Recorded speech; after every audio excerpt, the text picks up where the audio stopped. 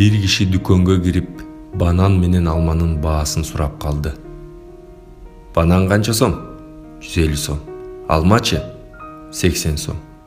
Дал ушул учурда дүкөнгө дагы бир жашы бир топко барып калган аял кирип, ал да сатуучудан банан менен алманын баасын сурады. Сатуучу ага банандын 50 сом, алманын 20 сом экендигин айтты. Сатуучунун бул кыймыл аракетин карап турган биринчи кардардын ачуусу келе түштү.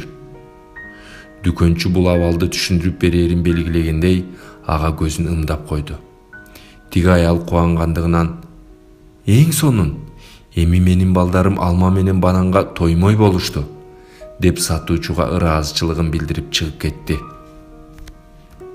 Кубанган аял дүкөндөн чыгып кеткенден кийин сатуучу тиги кардарга кайрылып: "Бул кемпир өзүнүн кедейлигине карабай көчөдө калган жетим жесирлерди да багып алган.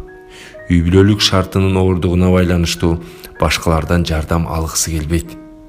Жашоодо өзүн алсыз адам катары сезгиси, бөлөктөргө оор жүк келтиргиси келбеген жөнөкөй киши.